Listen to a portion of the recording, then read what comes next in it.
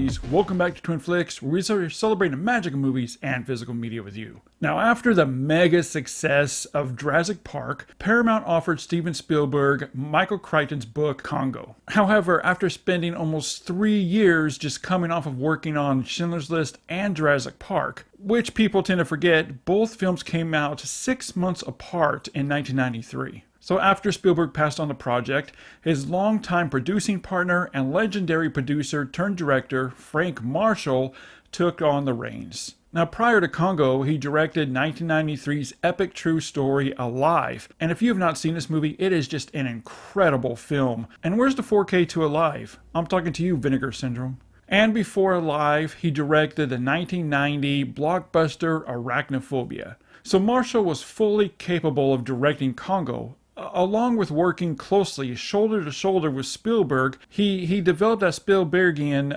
touch that CONGO was looking for. CONGO was supposed to be Paramount's Jurassic Park. Well, as we all know, things didn't turn out so well for the film.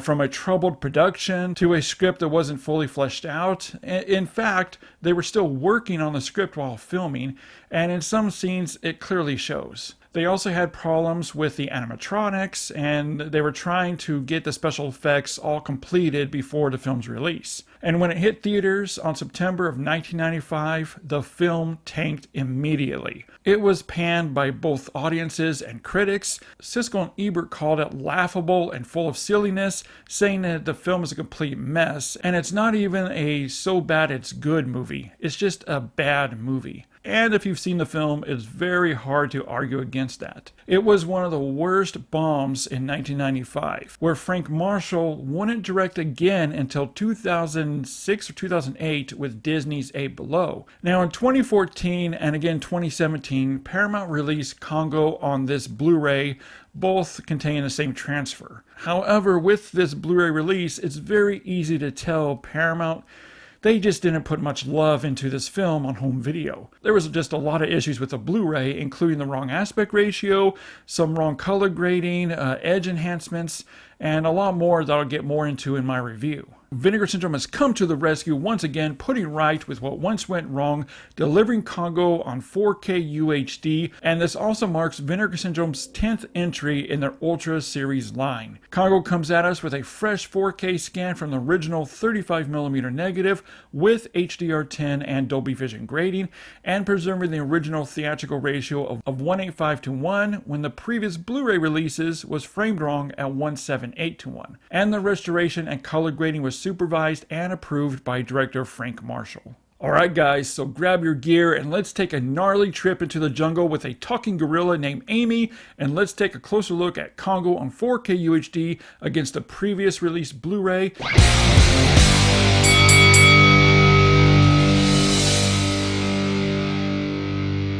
First I have to talk about is the color grading.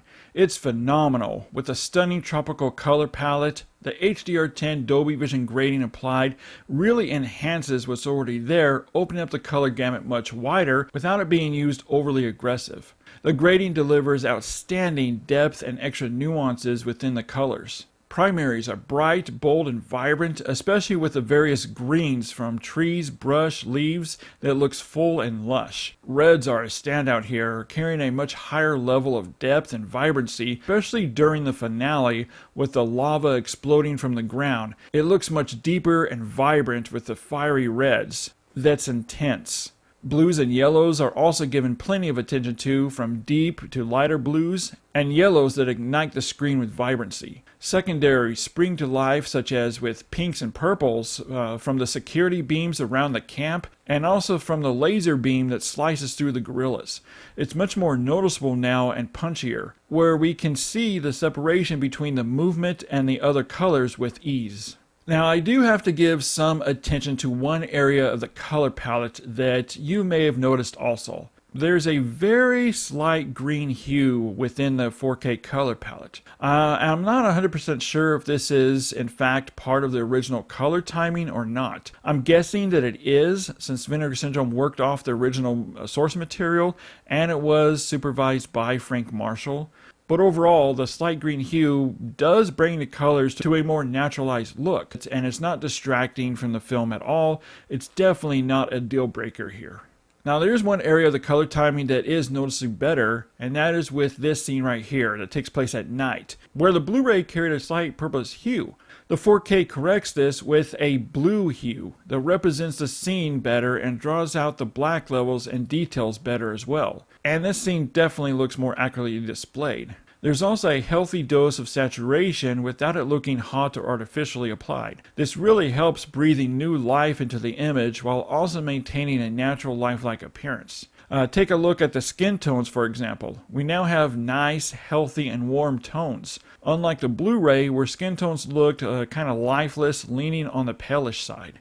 Contrast is also handled much better here on the 4K, giving some very nice, naturally lit daylight, while on the Blu-ray I did notice some daylight scenes looking slightly overexposed.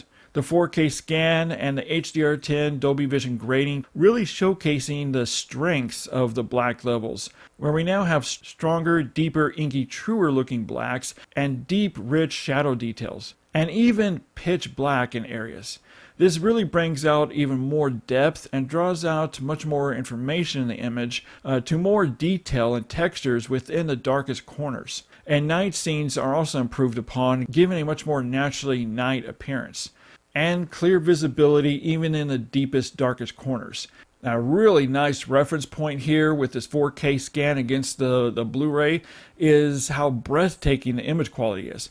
It's far superior over the Blu-ray in all directions. And Vinegar Syndrome does what it does best, which is nothing, in regards to sprucing up inherited anomalies from the camera negative, which means leaving all inherited damage from the negative intact. In fact, there's a card from Vinegar Syndrome prior to the film about the negative. There are some slight white vertical lines that come and go throughout the film, and this is just an inherited area that can't be fixed without going into heavy AI manipulation territory, but I never found the white lines intrusive or distracting from the film.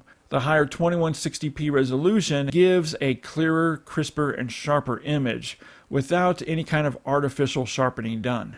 I mean, the sheer level of clarity here on this 4K is impressive, with a much higher level of detail and textures on display than we ever had on the Blu-ray. And also down to the costumes of the gorillas. From close-ups of Amy, you can see lines in her brown eyes, and all the internet details and texturing of her face, and also her fur. You can now make out every strand of hair used. During the finale of the film, with the gray gorillas, facial features revealing their jacked up teeth and faces looks very detailed and gnarlier. We can even see down to grain of bark on trees, lines in leaves and foliage on the ground, along with more internet detail within weaponry.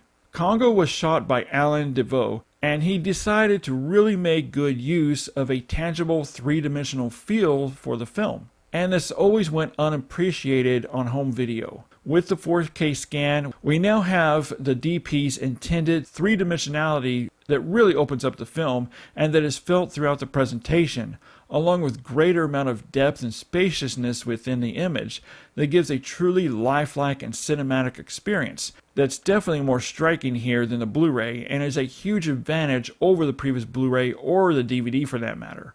Now the film grain is fully intact here, which is more than I can say about the previous Blu-ray that had a lot of grain management done to it, creating a flat and waxy looking image. This 4K scan thankfully retains the 35mm natural grain field, giving us a true filmic appearance. Alright, now let's take a look or a listen to the audio presentation of this 4K. We have two audio tracks here, a DTS HD 5.1 lossless mix, which has been remastered, and a stereo mix. And while both sound great, I did stick with the 5.1 mix, as that was how it was originally shown in most theaters. The 5.1 mix gives plenty of attention to each discrete channel, starting off with Jerry Goldsmith's score with strings and the heavy percussions and other instruments pouring out of each channel, clearly filling the soundscape. There is also plenty happening in the rear channels, giving some really nice surround activity from atmospherics down to the heavy action set pieces and explosions that spreads from the fronts to the rears, giving you a fully engaged surround environment. And this isn't just during the action set pieces, but also within the quieter environments, such as on the cargo plane during conversations. We can hear the subtle low hum of the engine from the plane running through the channels and in the low ends. It's got some nice bass rumble. This is an excellent 5.1 sounding surround mix that's definitely reference worthy, and dialogue is rendered clear and clean, and music nor sound effects ever drown out any part of the dialogue. But now head over to the comment section and let me know, when you look at the differences here between the two formats, Paramount's previous Blu-ray release and Vinegar Syndrome's 4K UHD, which do you like better? Or do you see much difference at all? Head over to the comment section and let me know. Alright guys, well thanks so much for hanging out with me for a few minutes here as we talk about CONGO and 4K UHD and comparing it to Paramount's Blu-ray release. Let's get that crap out of here. I want to give a huge shout out to Vinegar Syndrome for sending this one to us to review and showcase for you guys. And as always, keep physical media alive, and we'll see you next time with another 4K versus Blu-ray comparison.